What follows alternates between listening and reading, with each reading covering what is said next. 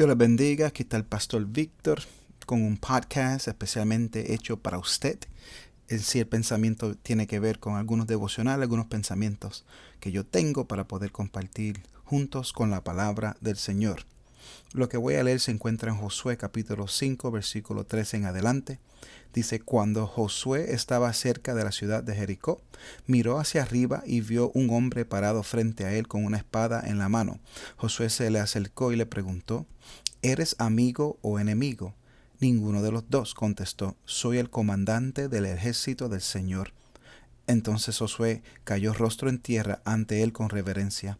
Estoy a tus órdenes, dijo Josué. ¿Qué quieres que haga tu siervo? El comandante del ejército del Señor contestó, quítate las sandalias, porque el lugar donde estás parado es santo. Y Josué hizo lo que se le indicó. ¿Cuántos han tenido que prepararse para algo, un examen o una certificación importante? Déjame pintarte el escenario. Moisés, el gran Moisés, está muerto. El tiempo de vagar por el desierto para el pueblo de Dios está a punto de terminar. Es hora de cruzar a la tierra prometida. Se establece un nuevo líder llamado Josué. El primer desafío en la tierra prometida se llama Jericó, una ciudad fortificada con altos muros masivos. La vieja generación está muerta, menos dos, Josué y Caleb. Ahora bien, esta es la generación de Deuteronomio. Estas personas nacieron en el desierto, no experimentaron las 10 plagas y la separación del Mar Rojo. Solo conocían maná y se les había dicho de las promesas y el pacto que Dios había hecho con Abraham. Ahora estaban a punto de entrar a la tierra prometida y finalmente ver el fruto de las promesas de Dios. Pero antes de que pudieran conquistar a Jericó y luchar contra sus enemigos, había que hacer algunos preparativos. Preparativos. Hay una historia de un emperador de Japón que le había pedido a un pintor que pintara un cuadro de un pájaro.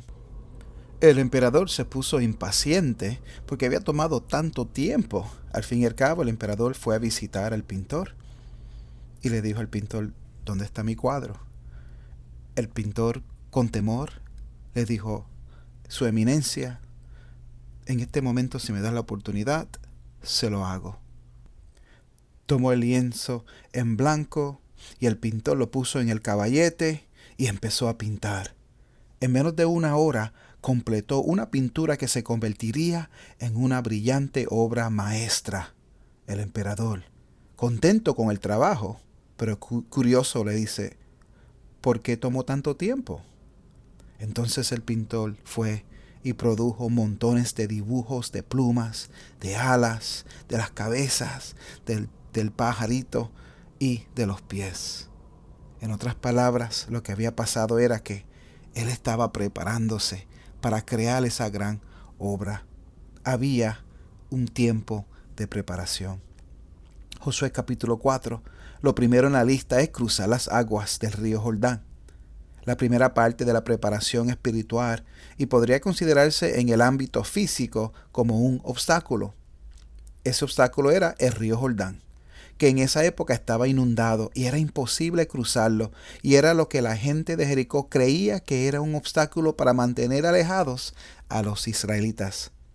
Pero para Dios era el rito de paso, como lo había hecho con el primer grupo que salió de Egipto. Quería que tuvieran un rito de paso a través de las aguas. Era un rito de paso de lo viejo a lo nuevo, de la esclavitud a la tierra prometida. Una purificación simbólica, un punto de partida. Vemos en Josué capítulo 5, Dios quería revisar el pacto que había hecho 500 años antes con Abraham, la circuncisión. En parte de toda esta preparación, vemos cómo Dios continúa dejándoles saber qué era lo necesario para ellos poder continuar hacia adelante con las metas que estaban al frente de ellos. Los hijos nacidos en el desierto, los que tenían edad de guerrero, no estaban bajo el pacto físico. Dios ordenó que fueran circuncidados. Era parte de los preparativos. Las grandes victorias requieren grandes preparativos. El acto físico de la circuncisión fue un acto físico con implicaciones espirituales. Pues en Deuteronomio capítulo 10, versículo 16, dice, así que cambia la actitud de tu corazón y deja de ser terco. En la versión original dice, circuncidad pues el prepucio de vuestro corazón y no sigan siendo obstinados. Wow. Deuteronomios capítulo 30, versículo 6 dice, el Señor tu Dios cambiará tu corazón y el de tus descendientes, para que lo ames con todo el corazón y con toda el alma y para que tengas vida. En la Reina Valera dice, y circuncidará Jehová, tu Dios, tu corazón y el corazón de tu descendencia, para que ames a Jehová tu Dios con todo tu corazón y con toda tu alma, a fin de que vivas. En Jeremías capítulo 4, en la Nueva Traducción Viviente, dice, oh habitantes de Judá y de Jerusalén, renuncien a su orgullo y a su poder, cambien la actitud del corazón ante el Señor, o mi enojo arderá como fuego insaciable debido a todos sus pecados. En otras versiones dicen, circuncidaos para Jehová, quitad el prepucio de vuestro corazón. Aquí vemos que la circuncisión es un acto físico que tenía significados espirituales, por lo que el Espíritu Santo quería hacer en su pueblo y en nuestros corazones. Vemos lo físico, que la práctica del pacto de la circuncisión se estableció en el pasado. Fue diseñado por Dios para marcar a su pueblo, separándolo de las naciones que le rodeaban. Era una señal de separación, de ser diferente, de ser únicos, y tipificaba la muerte a la carne. El famoso Harry Ironside dijo, el cuchillo afilado habla de autocrítica.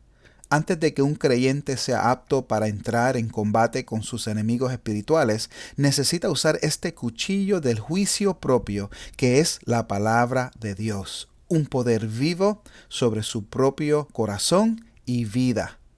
En Hebreos capítulo 4, versículo 12 dice, pues la palabra de Dios es viva y poderosa, es más cortante que cualquier espada de dos filos, penetra entre el alma y el espíritu, entre la articulación y la médula del hueso, deja al descubierto nuestros pensamientos y deseos más íntimos.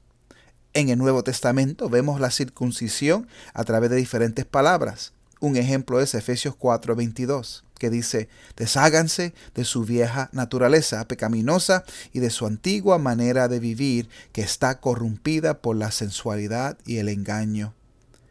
Una cosa en la agenda de Dios era asegurarse de que los hombres entendieran que sus promesas se iban a cumplir.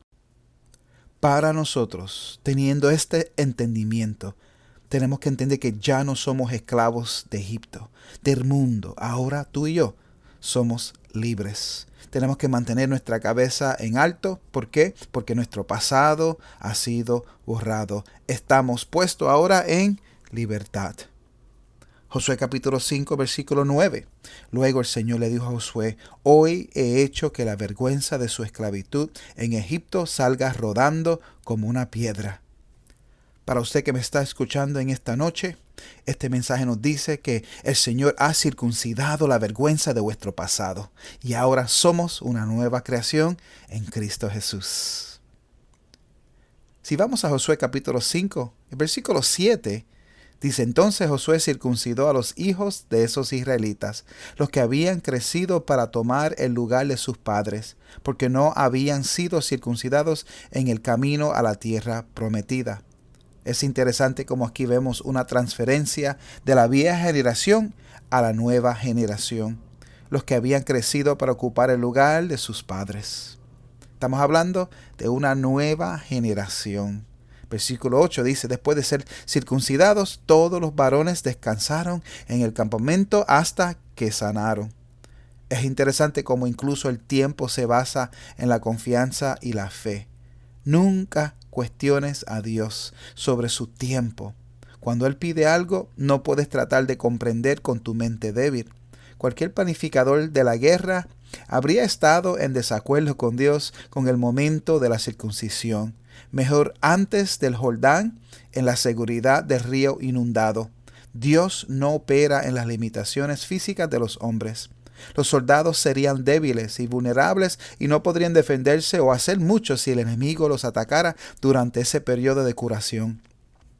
Dios nos dice que en esos momentos más vulnerables, Él te cuidará en este proceso.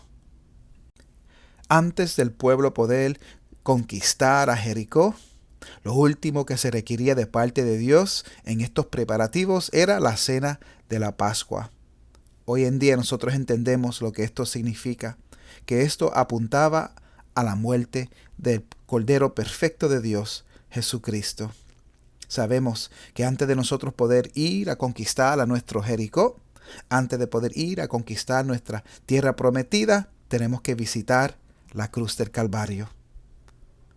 Josué capítulo 5, versículo 13. Cuando Josué estaba cerca de la ciudad de Jericó, miró hacia arriba y vio a un hombre parado frente a él con una espada en la mano. Josué se le acercó y le preguntó, ¿eres amigo o enemigo? Ninguno de los dos contestó, soy el comandante del ejército del Señor. Solo pregunta, ¿eres amigo o eres enemigo? ¿Sabe usted que Jesús apareció en el Antiguo Testamento muchas veces? El ángel del Señor, en muchos casos, es el Jesús preencarnado. Lo vemos en Génesis 16 con Agar, Génesis 18 con Sara. En Génesis 32, Jacob luchó ¿con quién? Con el ángel de Jehová. También lo vemos en Jueces capítulo 6, versículo 22.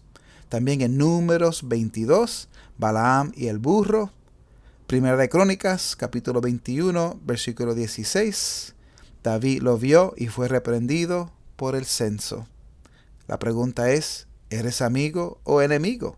Y en el versículo 14 continúa la historia aquí con Josué, donde responde en el versículo 14, ninguno, respondió él, soy el comandante del ejército del Señor. Aquí vemos a Jesús, el encargado de derrotar a todos tus mayores enemigos. Y hoy Él te dice que no importa qué Jericó tenga que enfrentar, parece la circunstancia imposible, los muros son altos, la victoria parece estar lejos, pero Jesús, el comandante, aleluya, del ejército de Jehová, se interpone entre tú y tu Jericó y declara, yo soy el comandante de los ejércitos del Señor, yo soy el que luchará por ustedes, así que prepárense, sométanse al proceso. Sigue mis órdenes, mis instrucciones, porque muchas veces resistimos lo que Dios está exigiendo de nosotros. Para finalizar, aquí están a punto de pelear por la ciudad de Jericó. El obstáculo eran las murallas. Dios dijo, asumiré lo imposible. Tu trabajo es creer, orar, adorar y cuando sea el momento, gritar. Un consejo que te puedo dar es que tú no tienes que entender todo lo que Dios está haciendo en tu vida. Solo tienes que confiar en Él, creer y obedecer, aceptar su voluntad con fe. Es una nueva temporada, un nuevo tiempo.